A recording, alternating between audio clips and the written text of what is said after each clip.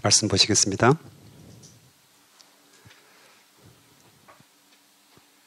우크라이나와 러시아의 전쟁이 계속되고 있잖아요.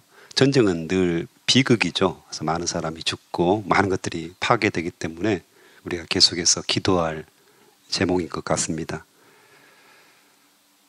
그런데 이 싸움이 다윗과 골리앗이라고 이렇게 불리기도 합니다. 그래서 실제적으로 우크라이나가 러시아에 비해서 훨씬 더 군사력이 약하죠.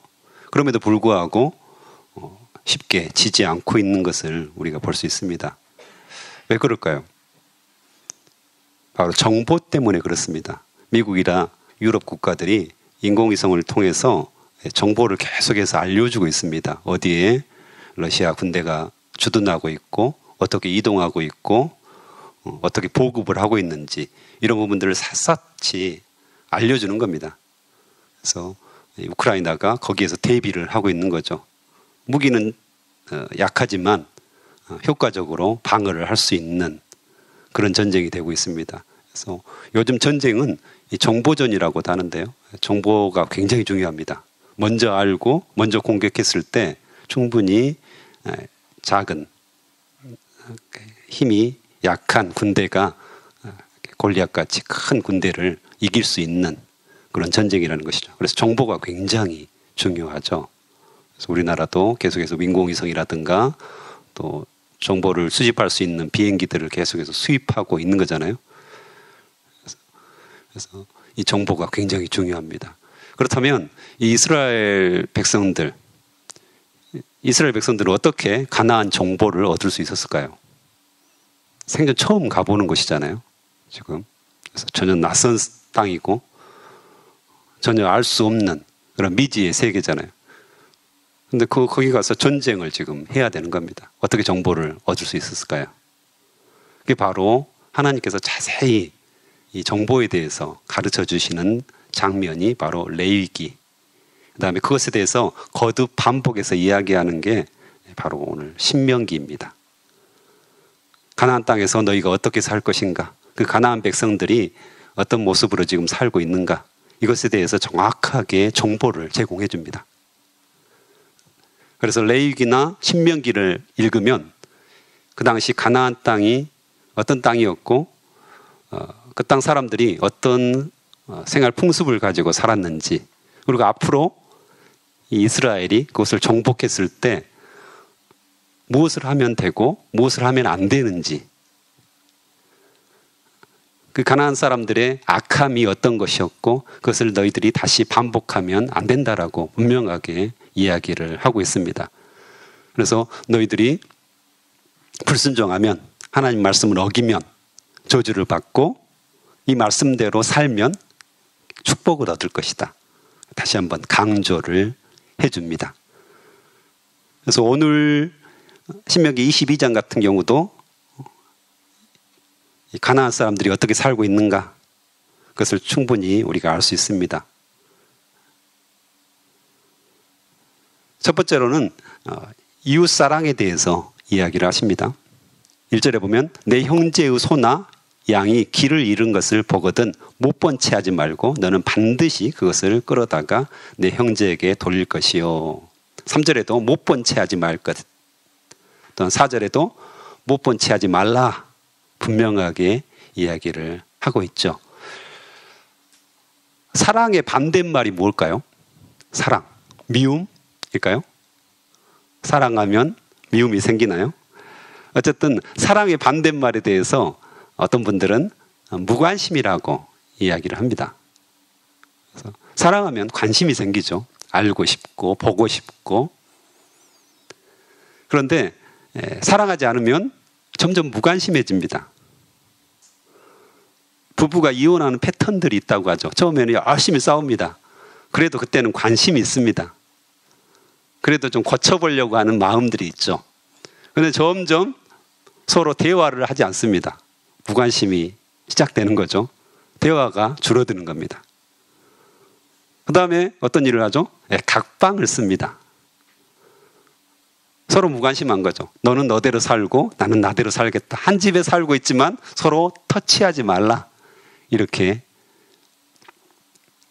이제 사건들이 좀 더 일들이 커지는 거죠.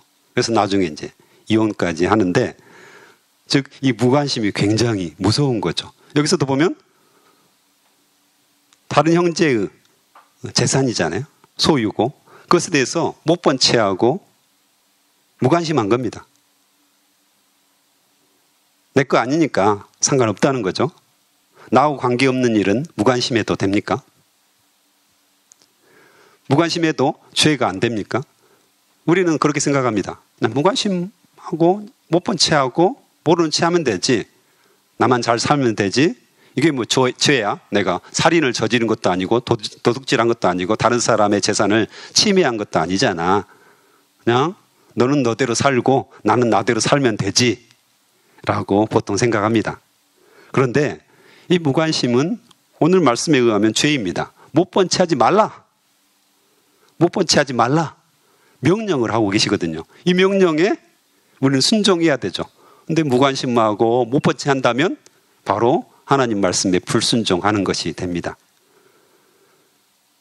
예전에 비해서 우리가 아파트에 살기 때문에 점점 이 무관심의 죄가 커지는 것 같습니다. 못 본 채 하는 겁니다.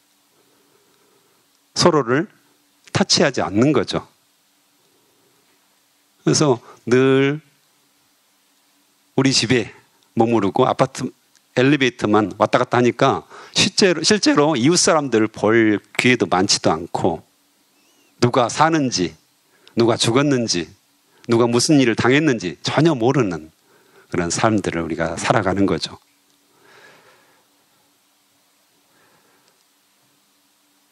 좀 더 그리스도인들이 영향력을 발휘하기 위해서는 사람들과 접촉을 해야 되기 때문에 우리 그리스도인들이 정말 하나님의 마음을 가지고 또 하나님의 법을 가지고 동대표도 했으면 좋겠고 아파트 입주민 대표도 했으면 좋겠습니다. 저도 한번 나가려고 했었는데 그 프로필들을 보니까 화려하더라고요. 저는 적을 것이 뭐가 있을까 생각해봤더니 다 교회. 이게 쉽지 않겠구나 그랬는데 할 수만 있다면 우리가 그것도 가서 하나님의 말씀으로 물들여야 됩니다. 복음화 시켜야 되는 거죠. 하나님의 법으로 아파트 입주민 대표들이 함께 회의할 수 있도록 좀 더 우리가 빛과 소금의 역할들을 담당하는 것도 굉장히 중요합니다. 사람의 심리에 대해서 연구하는 분들이 위험에 처할 때가 있잖아요. 우리가 주변에 사람들이 많이 있잖아요. 근데 거기서 도와주세요 라고 하면 사람들이 쭈뼛쭈뼛 한다고 합니다. 무관심한 거죠. 자기와 상관이 없는 일이라고 생각하는 경우가 있다고 합니다. 그래서 선뜻 나서서 도와주지 않는다는 거죠. 이런 케이스들이 있는가 하면 또 실험을 해보면 어떤 경우에는 어려움이 처했기 때문에 119를 불러주세요 하는데요, 모자를 쓰고 체크무늬 입은 분 119를 불러주세요 하면 그 사람이 즉각적으로 응답을 한다고 합니다. 즉 특정한 사람들을 정확하게 짚어주면 훨씬 그 사람이 빠르게 움직인다는 거죠. 이게 이제 궁중 심리일 수도 있고요. 또한 내 일이 아니기 때문에 좀 엮이기 싫어하는데 딱 집어서 이야기를 해주면 그 사람이 움직인다고 합니다. 이렇듯이 우리 삶 속에서 우리는 못 본 채하고 무관심한 일들이 참 많습니다. 그런데 그리스도인은 그러면 안 된다는 거죠. 선거도 역시 마찬가지입니다. 어제 선거가 치러졌는데요. 무관심하면 안 되죠. 무관심하면 더 나쁜 녀석들이 이 땅을 통치하게 됩니다. 더 나쁜 사람들이 이 땅을 더 악하게 만드는 거죠. 우리가 적극적으로 투표도 참여해야 되고 적극적으로 누가 일꾼이 될 것인가 구별도 해야 되는 겁니다. 이것이 굉장히 중요하죠. 그래서 이 가나안 땅에서 그런 일들이 일어났다는 겁니다. 별로 다른 사람에게 관심을 갖지도 않고 사랑하지도 않고 무관심한 그런 사회 세태가 있는데 너희는 그러지 말라는 거죠. 너희는 그러지 말고 못 본 채 하지 말고 오늘 또 보면 너는 반드시 형제를 도와 그것들을 일으킬지니라. 반드시 행하라고 이야기합니다. 관심을 가지고 사랑을 가지고 적극적으로 도우라고 이야기합니다. 소극적으로 뒤로 물러서는 것이 아니라 적극적으로 도우라고 이야기합니다. 5절부터는 창조 질서에 대해서 이야기를 하는데요. 5절에 보면 여자는 남자의 의복을 입지 말 것이요 남자는 여자의 의복을 입지 말 것이라. 이같이 하는 자는 너희 하나님 여호와께서 가증한 여긴다. 이렇게 말씀하시는데요. 심지어는 옷도 바꿔 입지 말라고 합니다. 옷 바꿔 입는 것이 큰일입니까? 라고 생각할 수도 있는데 실제적으로 이 동성애자들의 일반적인 형태들을 보면 어렸을 때 부모님들이 남자들에게 자꾸 예쁘니까 여자 옷을 입히는 경우들이 많습니다. 그러니까 나중에 이 아이가 성적 정체성에 혼란을 느끼는 거죠. 내가 여잔가? 이렇게 되는 겁니다. 옷을 계속해서 남자에게 여자 옷을 입히면 자기가 여자인 줄 알 수 있다는 거죠. 정체성에 혼란이 생기는 거죠. 그래서 이것이 점점 하나님의 창조 질서를 파괴하는, 하나님께서 기뻐하시지 않는 일들을 행하게 된다는 것입니다. 그래서 그 당시에 그런 일들이 일어나니까 그걸 하지 말라고 지금 분명하게 이야기하는 거죠. 심지어는 포도원에 두 종자를 섞어 뿌리지 말라고 하죠. 그 고유의 식물의 특성에 따라서 자라고 열매를 맺는데 그것을 함께 섞어 놓으면 문제가 생길 수 있다고 이야기하고 경고를 하는 거잖아요. 땅이 남으니까 포도 같은 경우는 이렇게 포도나무 같은 경우는 자라면 위쪽으로 자라니까 밑에 뭘 심으면 땅이 남으니까 훨씬 더 수확이 많을 것 같잖아요. 우리 인간적인 생각으로는. 근데 하나님께서는 그렇지 않다고 이야기하는 거죠. 그 고유의 식물의 특성들을 해칠 수 있으니까 섞어서 뿌리지 말라. 이렇게 이야기합니다. 다른 내용들도 그렇죠. 그래서 하나님께서 고유한 창조 질서대로 창조한 것들을 너희들이 서로 섞어가지고 파괴하지 말라고 합니다. 그 중에 동성애 문제, 이게 이제 핵심으로 나와 있죠. 여기서는 간단하게 이렇게 정리하고 있는데 레위기 같은 경우는 동성애에 대해서 강력하게 하나님께서 금하잖아요. 요즘도 이제 민주당에서 차별금지법 이걸 우리가 강력하게 제정하겠다 이렇게 선포를 했잖아요. 그래서 우리 그리스도인들이 계속해서 기도해야 할 제목이 생긴 겁니다. 결국은 세상에서 하나님의 법을 파괴하고 하나님의 다스림을 받지 않겠다고 지금 하는 거거든요. 사단이 그 뒤에서 강력하게 역사하고 있는 겁니다. 우리가 기도하면서 대적해야 되는 영역이죠. 차별금지법 제정을 반대해야 되고요. 이것이 어떤 결과를 초래해야 할지 성경은 너무 자세하게 이야기하고 있어요. 그럼 뭡니까? 이스라엘이 멸망하는 겁니다. 처음에는 그것이 큰 문제가 아닌 것 같아요. 사람들이 다 그렇게 말합니다. 미국도 다 제정하지 않았냐? 선진국들이 다 제정하지 않았냐? 좋은 법이기 때문에 제정하지 않았냐? 굉장히 세련된 것 같고 굉장히 자신들이 너그러운 것 같은 법입니다. 하지만 거기에 독소 조항이 있는 거죠. 이 동성애를 통해서 사단이 이 땅을 어떻게 할 것인가를 분명하게 드러내고 있는 거거든요. 그래서 굉장히 우리가 기도해야 할 제목이고요. 그래서 동성애 이 자체가 성경에서 어떻게 말하고 있는가? 심지어는 옷도 바꿔 입지 말라고 하잖아요. 옷도 바꿔 입지 말라. 분명하게 주님께서 경고하고 계신다는 거죠. 그 다음에 13절부터는 결혼, 그다음 성적 순결 이것에 대해서 쭉 이야기를 하십니다.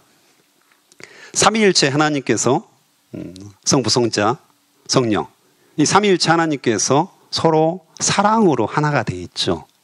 그래서 그 삼위일체 하나님께서 인간을 만드시면서 당신의 형상대로 당신의 모양대로 인간을 만드시는데요. 그래서 남녀를 만드시잖아요. 남녀를 굳이 만드셨을까요? 그게 바로 하나님의 그 형상을 그대로 비춰냅니다. 드러냅니다.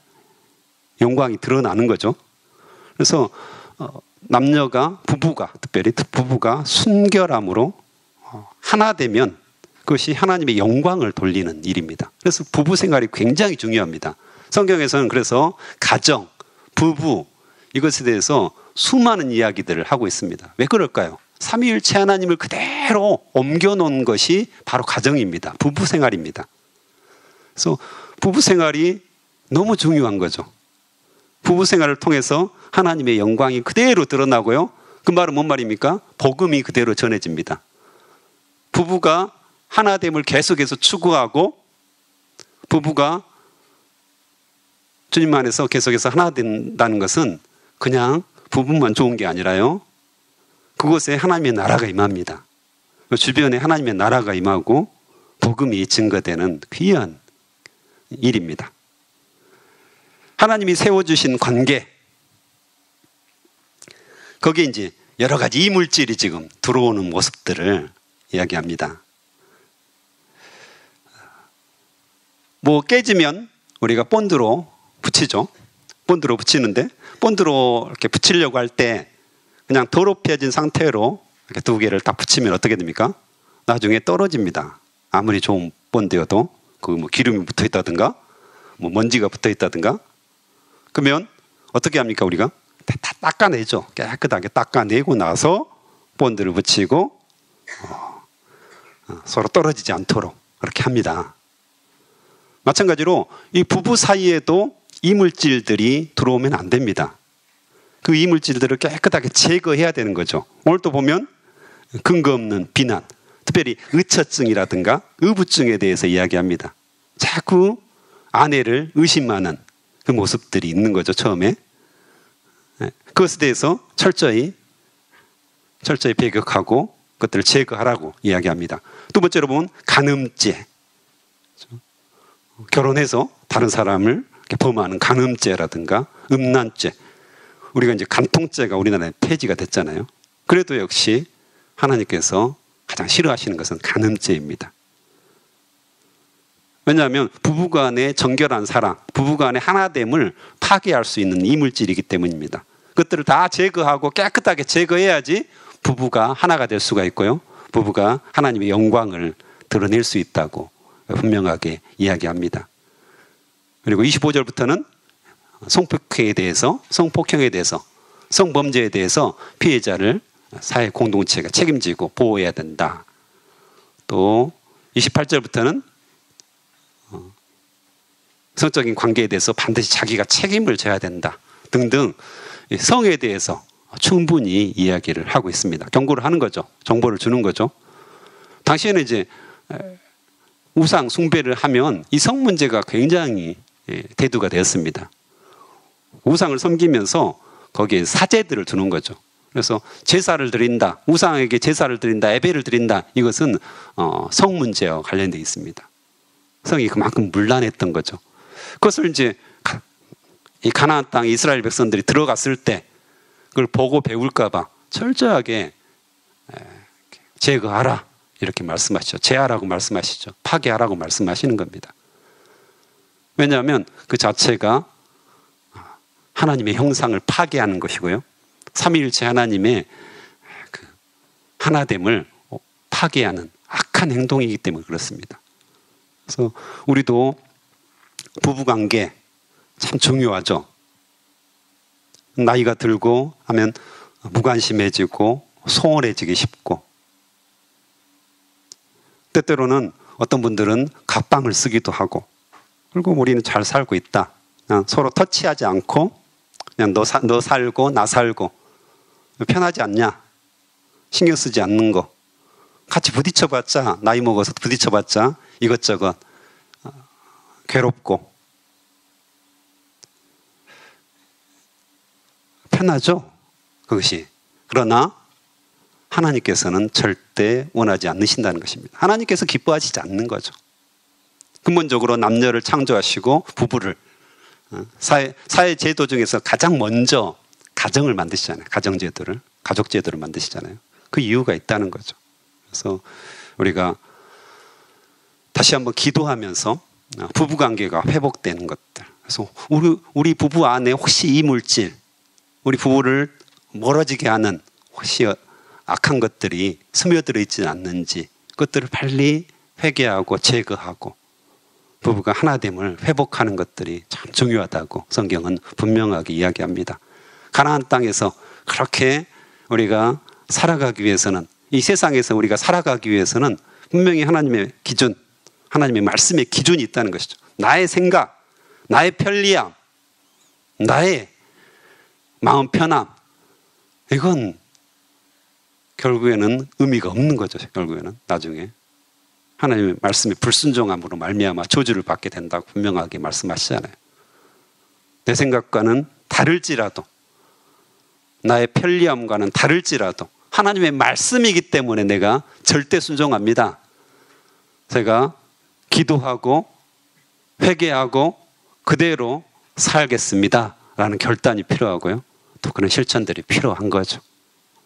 그래서 우리 안에 그런 놀라운 역사들, 부부가 하나 되는 역사들, 가족이 하나 되는 역사들을 통해서 복음이 편만하게 증거되어지고 하나님의 영광이 드러나는 역사들이 일어났으면 좋겠습니다. 네. 오늘은 아내에게, 남편에게 따뜻하게 이야기해 줄 수 있는 그런 시간들이 마련되었으면 좋겠습니다.